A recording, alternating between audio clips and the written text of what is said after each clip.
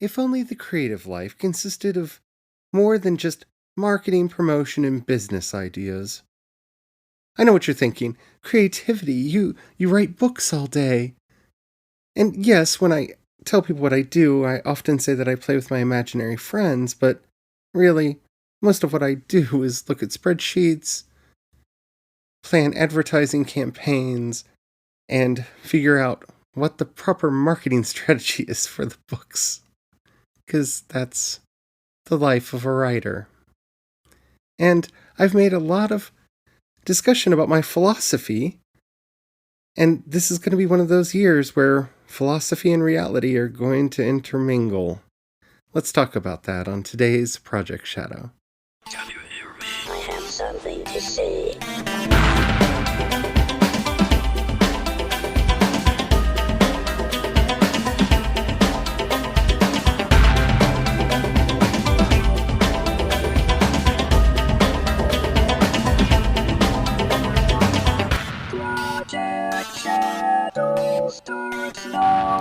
Hello, everyone. How are you doing today? My name's Charlie. You might know me better as sci-fi fantasy writer C.E. Dorset, especially if you're reading my latest book, Crucify My Love.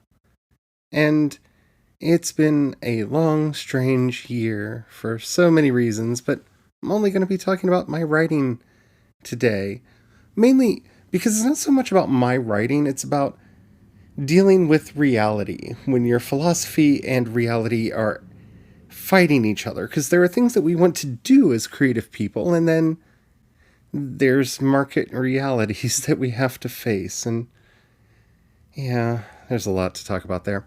Anyway, before we get started, if you haven't already, please do take a moment to rate this podcast in whatever app you're listening to me on. It really does help out a lot. It tells the algorithms to share the podcast with more people. The more people that listen, the bigger the community. The bigger the community, the better the chance we actually get to communicate with each other. And after all, that's why I do this in the first place. Alrighty, so, what's going on? So, it's the end of the year.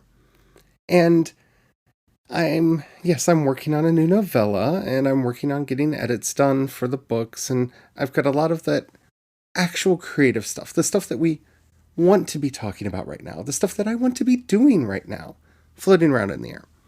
But this is also that time of year where you go back over and look at what strategies worked and which ones didn't for the year, and start asking yourself, what are you going to do going forward in the new year? And that's where I am really starting to have issues. That's where I'm really starting to have problems. Because as much as I want to say that I am going to be doing what I've been doing, just more of it, I'm looking at my numbers, and I don't like being one of those people that talks about the numbers, because, well, to some people you feel like you're bragging, and to other people they're like, oh, that's it. And so I don't like getting into the actual numbers, but I will say this. Last year was the year I decided to go wide. And we've talked about this on the show a lot. Philosophically, I am all about not putting all of my eggs in one basket. Philosophically, I am all about having my books everywhere. So as of right now, you can get my books on Google Play, Apple iBooks, Kobo, Barnes & Noble, and of course, Amazon. Because, and this becomes very relevant as we go forward, books don't exist if they're not on Amazon, do they? And that's the problem. Because it's the one thing we don't want to talk about. We want to talk about the creativity and the writing and the fun and the revisions and the work. We don't want to talk about the money, because it's gauche to talk about the money. But if we're going to do this as a profession, and I highly recommend, if you can do anything other than writing as a profession, do it. Do it. Writing is a very difficult profession to be in. Now, I'm not saying don't write your books. I'm just saying don't get it in your head that you're going to make money off your books, unless you're willing to put in the commitment for it, because that that is a long, difficult road to go down. And this is the problem that I'm currently having. My philosophical stand that I wanted my books to go wide and that I wanted to be in more stores because I didn't like having all of my eggs in the Amazon basket has backfired on me this year. And I'm just going to state it like that. I'm going to be very open and honest with you about this. See, I had gotten to the point where my books were making regular sales. I was making regular money via Amazon. It wasn't like crazy amounts of money, but I was making regular money at Amazon. I was getting a check every month. I was getting money. I was making money from Amazon. And not just from Kindle Unlimited. Now, I did make money on Kindle Unlimited, but it wasn't exclusive to Kindle Unlimited. But, having said that, now here I am a year later, and the money from Amazon has completely dried up. It's gone away. And you may be saying, well, you just need to get another book out, because yes, there are cycles. And yes, you make most of your money around book launch. But I had been working my back catalog and had gotten to a point where I was fairly reliably making money every month off of my back catalog. That dried up almost instantly for each book as it left Kindle KDP Select. As it was pulled out of Kindle Unlimited, that went away. And this is not a conspiracy theory video, though it really easily could devolve into one. This is not that. I'm not saying that they're secretly punishing me for no longer giving them exclusivity. It may feel that way, but I have no proof. And I don't care. Because I don't think that that's something that you could prove. I mean, you would have to have such a stupid smoking gun that would never exist for that to prove something like that. And so I don't even let myself think that way, except for in my darkest moments when I feel like Jeff Bezos is personally out to get me. But that's just because, Jeff Bezos is a little creepy. I mean, am I wrong? But yeah, my sales dried up over there. And while I have been able to have a few sales here and there on the other platforms, I have not been able to get back to the place that I was before I went wide. And that could be a vast number of things. That could be that the platforms changed. Honestly, it could be a large number of things, and I'm not going to take the time to go into speculation.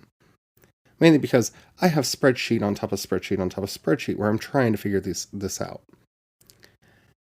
But it's making me question. And this is the hardest thing for a writer to do. This is the hardest part because I don't think a lot of us are natural business people. I don't think most of us got into this off the idea of, hi, I'm going to start a publishing business. And I'm going to be worrying about marketing and revenue streams and return on investment and all this other stuff. We got into this because we wanted to tell stories. But so much of the job is about worrying about marketing and promotion and return on investment and all of that. So, here I am, looking at my numbers at the end of the year, and very unhappy with where I am. And considering I'm planning on launching at least 3 novels next year, if not more, what am I going to do? And it's mainly an issue because I know, and it's just because I spent so long in Amazon, in their ecosystem, if I were to go back to them, remove my stuff from everywhere else, go back to being exclusive over there, I know how to work the system so that I can get sales moving again. In a way that it's difficult to do without being in Kindle Unlimited. But I don't know if I want to do that, and I don't know if that's the best thing for my career. And that's one of the reasons why I wanted to be so candid about this on the podcast and just really kind of talk to you about it, because I think there is a chance that I might go running back to our benevolent Lord, Amazon, and go back to exclusivity, at least for a while, to try to reestablish that audience. I don't know. I haven't made up my mind. I haven't decided yet, but I'm struggling. And the struggle is real. And there are no good answers, because this is a topic that people have a religious fanaticism about. There are very few people that will discuss this from a point of view of, oh, maybe this or that. It's either, oh, Amazon is evil, be everywhere, or Amazon is great, be there. And I'm kind of in the middle. I don't like monopolies, and I don't like having all of my eggs in one basket. But, again, that is where the majority of book readers are. That's where the majority of my sales were. And that's the system that I'm familiar with. And thus, I'm trapped.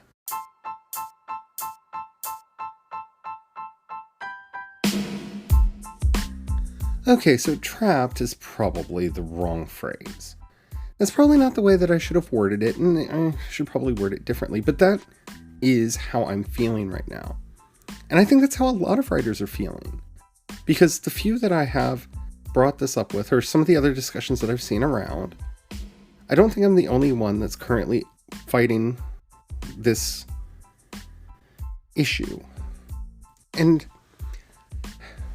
it really boils down to, and it's not, okay, sorry, I'm not editing this, as I often don't edit these podcasts because I really like sharing my raw feelings with you all.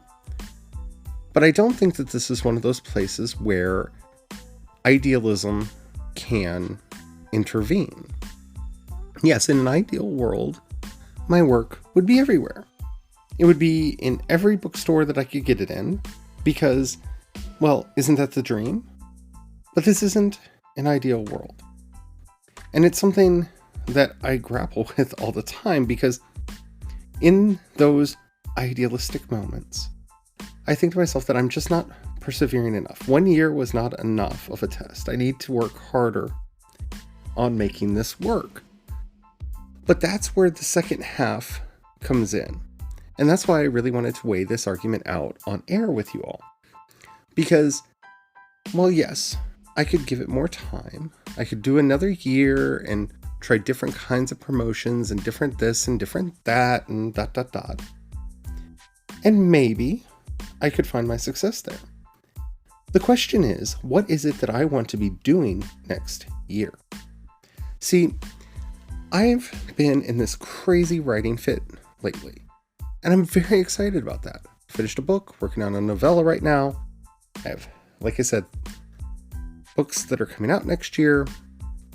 I'm in a good place creatively. I'm in a better place creatively than I've been in a long time, and as such, I want to spend the majority of my year either writing new work or editing and revising completed work so I can get it out. And so I have to find a way to fit that into my normal marketing schedule. I have to find a way to fit that into my normal routine.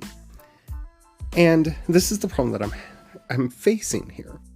If I decide to continue going forward with the work widely distributed, then I have to fit into my schedule more time to learn each of those individual platforms and its quirks so I can figure out how to market for it and get more readers there.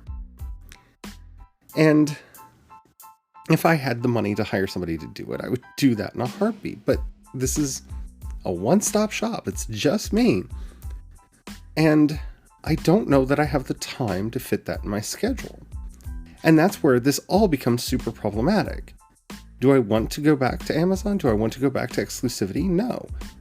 But am I willing to sacrifice writing something or getting a revision done or getting some of the artwork done that I want to do next year? Am I willing to not do some of those projects so I can take the time to learn this? And I don't know if my principles are worth that. And I know that may sound like I'm cheap or I'm selling out or anything or something, but that's not it. My core principle, which I've hopefully communicated to you over this show's run, is that I want to be creative. I want to tell stories. I want to get my stories out there. And yes, having my stories wide is the best way to reach the broadest audience.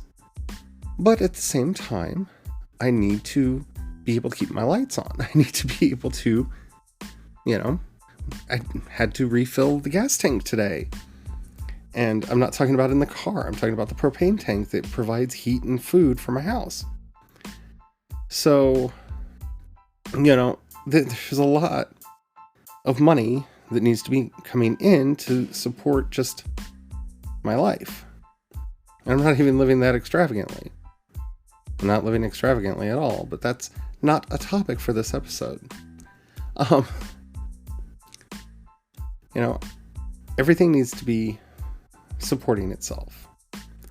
And I hate thinking like that because, as you know, capitalistic thinking is not built into me. It's not engineered into me. But I'm kind of in a place where I need these projects to sustain themselves. And that almost feels like I have to go back to Amazon. Because I don't think I'm going to have the time to learn all these new systems, at least not right now. So if I were to go back, my current plans for that would be to go back, build whatever audience I can there, continue building the podcast, continue building the website. I actually have some free stories that are going to be coming out. So I can do whatever I want to with those. But building that audience, building that name, building that demand. And then when I feel that it would be more appropriate for me to move outside into other markets that I don't understand as well, and it would be worth it to learn how to use those things to do it. And that's a horrible way of thinking. And that's kind of why, if I sound a little depressed on the show lately, it's not that I am. It's that I've been thinking about this a lot, and I've been thinking about it for quite some time. Because I really don't want to go back to an exclusive deal. But I need to make sure that I'm reaching the biggest audience that I possibly can right now, so that I can actually build something here. And I don't see a path to do that outside of Amazon right now. I don't have access to the tools that I want to have for Apple Books, Google Play, or any of the other places that the book is to generate the audience that I need. And that feels so selfish. But it's not. And that's, again, why I'm doing this episode. Thinking about what is best for you and thinking about what is best for the work is not selfish. It may look that way to those on the outside, but if it ends up getting you to a place where you either can't do the work anymore, or you do the thing that you don't want to do, and don't worry about it. I'm not at that point right now. I'm not at that point yet where I have to worry about not being able to do this. I'm not there yet. But times have been tough. Times have been a bit rough. Last year was not a good year. 2019 was not a good year. And I want 2020 to be a much better year. And that's the struggle. That's the fight. I really do feel like making the decision to go back to Amazon, if I do, and I mean exclusively, the books have always been there, but going back to that exclusivity so I get access to that Kindle Unlimited and can do the things there to spread the word and whatnot that I'm already familiar with. That, by the way, stopped working when I went wide. Yeah, I don't know. If anybody has any suggestions, I would love to hear them.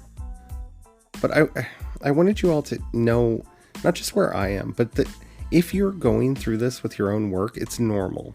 It's real. It's something that happens to us all.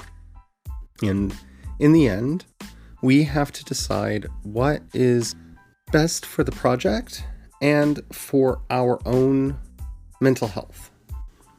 And that's kind of where I'm at right now. So, yeah.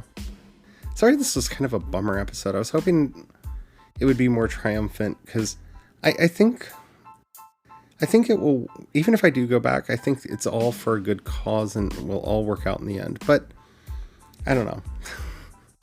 I felt like I needed to share because that's who I am. Anywho, if you haven't already and you did actually enjoy this episode, do rate it in whatever app you're listening to me on. If you have any questions, comments, or topics you'd like to hear discussed on the show, please, in the show notes, you'll find a link to the voice message system. Keep it short, keep it clean so I can use it on the show. I would love to hear from you. You can also hit me up on social media. I am CE Dorset on both Twitter and Instagram. And you can find links to everything that I do over at projectshadow.com.